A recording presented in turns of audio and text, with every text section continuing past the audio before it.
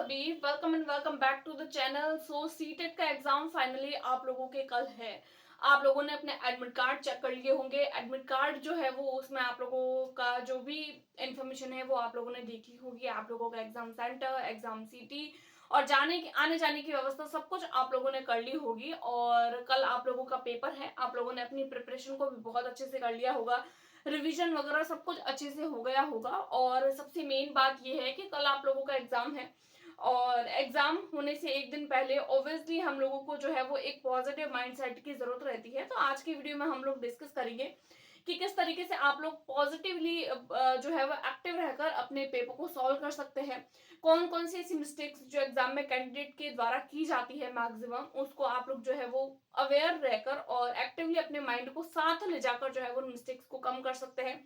Then time management जो सबसे ज्यादा कैंडिडेट्स की प्रॉब्लम रही है सीटेट के एग्जाम में, इवन किसी भी कॉम्पिटिटिव एग्जाम के लिए, तो उसके बारे में भी आज के वीडियो में डिस्कस करेंगे। चैनल पर पहली बार आए हैं तो चैनल को सब्सक्राइब करके प्लीज वीडियो को लाइक कर दीजिए। और चलिए बिना किसी देरी के वीडियो को स्टार्ट करते हैं।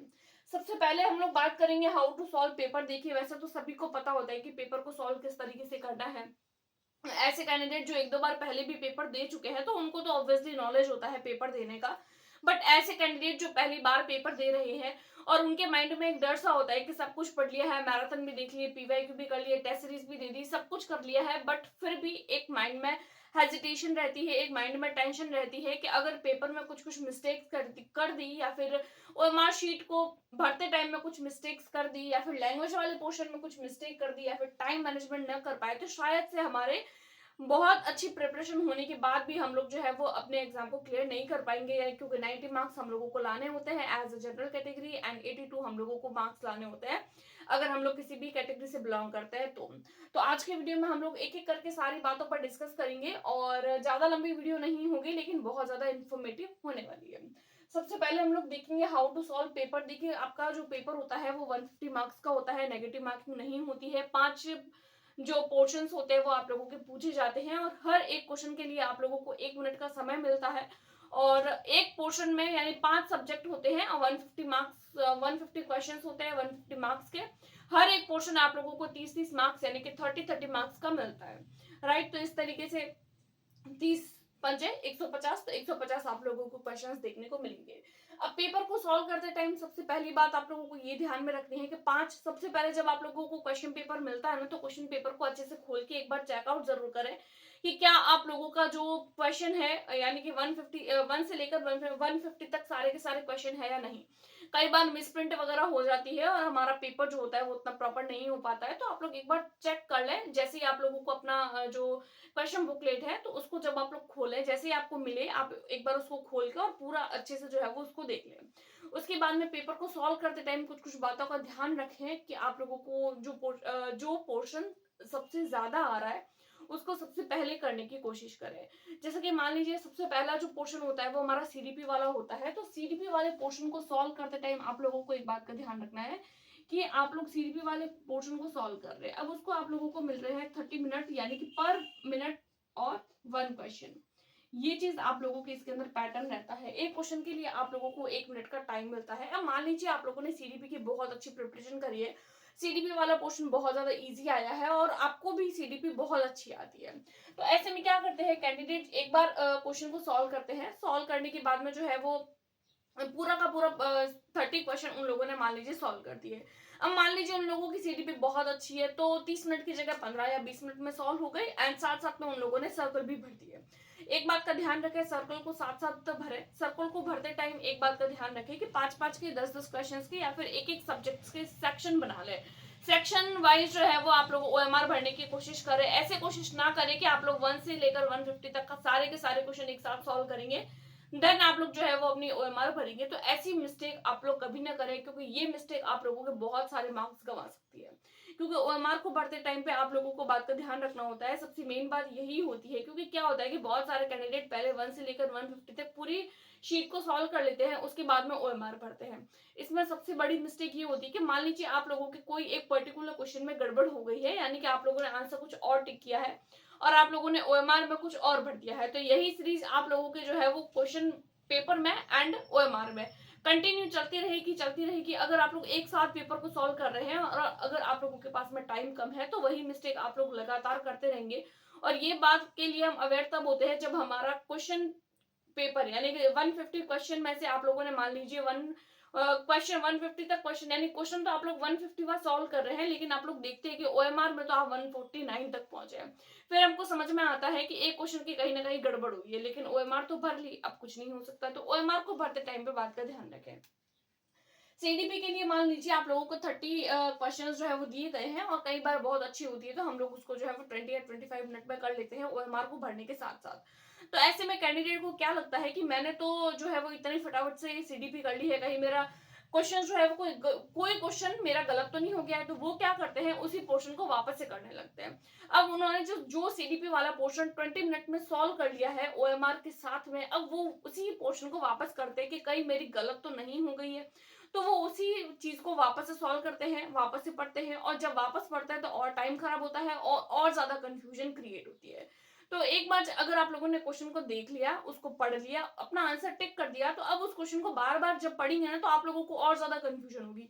आप लोगों ने एक बार क्वेश्चन को देख लिया, आपके माइंड ने क्लिक कर दिया कि यही इसका आंसर है, तो अब बार बार ना पढ़े कि इसका आंसर क्या होगा क्या होगा। एक बार आप लोगों के माइंड ने बोल दिया कि यही इसका पर्टिकुलर आंसर है, तो आप उस पर टिक कर लीजिए बिना सोचे समझे। इस बात का ध्यान रखें। सेकंड मिस्टेक जो कैंडिडेट के द्वारा जो है वो सबसे ज्यादा की जाती है वो होती है लैंग्वेज वाले पोर्शन को लेकर। देखिए लैंग्वेज जो होती है वो आप लोगों के दो पार्ट्स में डिवाइड रहती है, first language and second language. अब मान लीजिए आप लोगों ने फर्स्ट लैंग्वेज जो है वो हिंदी पढ़ी है एंड सेकंड लैंग्वेज आप लोगों ने इंग्लिश पढ़ी है। ये हो जाती है आप लोगों की फर्स्ट लैंग्वेज एंड ये हो जाती है आप लोगों की सेकंड लैंग्वेज।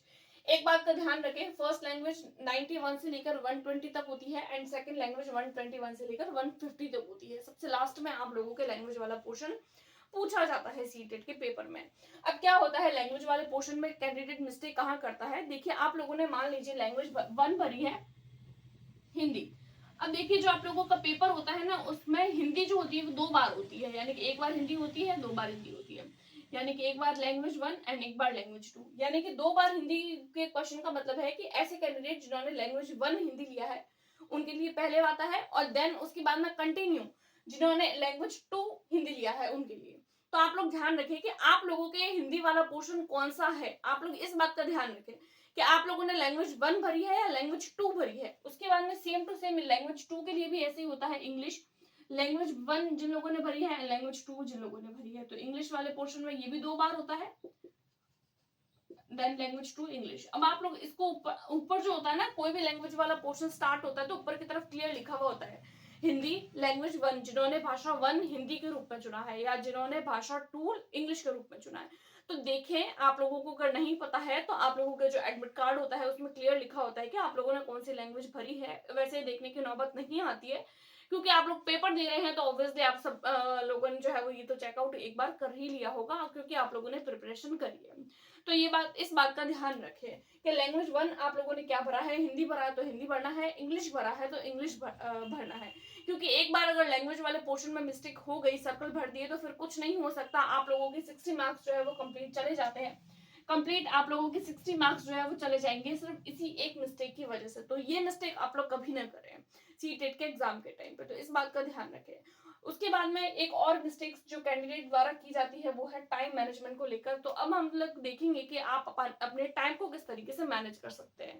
टाइम मैनेजमेंट करना बहुत ज्यादा इंपॉर्टेंट होता है और टाइम मैनेजमेंट को बहुत सारे कैंडिडेट नहीं कर पाते हैं, इस वजह से उनके जो क्वेश्चन है वो छूट जाते हैं। क्योंकि आजकल जो हम लोग जब पेडागोजी के एंड सीडीपी के क्वेश्चंस देखते हैं तो हम देखते हैं कि क्वेश्चंस जो होते हैं वो बहुत ज्यादा लेंथी होते हैं, 4-4 लाइन के जो क्वेश्चंस होते हैं वो होते हैं। देन इसके बाद में 2-2 लाइंस के आप लोगों के जो ऑप्शंस होते हैं वो होते हैं। तो इतने बड़े क्वेश्चन को पढ़ना 4 लाइन का, देन उसके ऑप्शंस को पढ़ना, उसके बाद में आप लोगों के जो है वो आंसर पर टिक करना। क्योंकि इतने बड़े क्वेश्चन को जब हम लोग पढ़ते हैं देन हम लोग ऑप्शन पढ़ते हैं, ऑप्शन को पढ़ने के बाद में क्वेश्चन भूल जाते हैं, क्वेश्चन को पढ़ते हैं तब तक ऑप्शन भूल जाते हैं। तो ध्यान में रखें पेडागोजी एंड सीडीपी को सॉल्व करते टाइम कि एक तो टैग वर्ड को ध्यान में रखें कि टैग वर्ड को ध्यान में रखते हुए ही आप लोग अपने क्वेश्चन को सॉल्व करें ताकि आप लोग जल्दी कर पाए और टाइम को मैनेज कर पाए।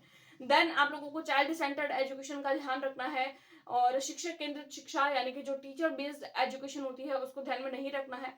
बच्चे को सेंटर में रखना है, बच्चे के पर्सपेक्टिव में जो भी आंसर राइट होगा, बच्चा कहाँ एक्टिव है, बच्चा कहाँ पढ़ रहा है, बच्चा कहाँ क्वेश्चन पूछ रहा है, बच्चे के रिगार्डिंग जो भी पॉजिटिविटी होती है, जो बच्चा एक्टिवली किसी भी काम को कर रहा है, बच्चे को अपॉर्चुनिटी देना, जो भी पॉजिटिव और नेगेटिव वर्ड्स जो हम लोगों ने टैग वर्ड्स डिस्कस करे हैं, उसके हिसाब से आप लोगों को अपनी जो आंसर्स है उसको टिक करने हैं। इससे एक तो आप लोगों का टाइम बचता है और आंसर के सही होने का चांस ज्यादा रहता है।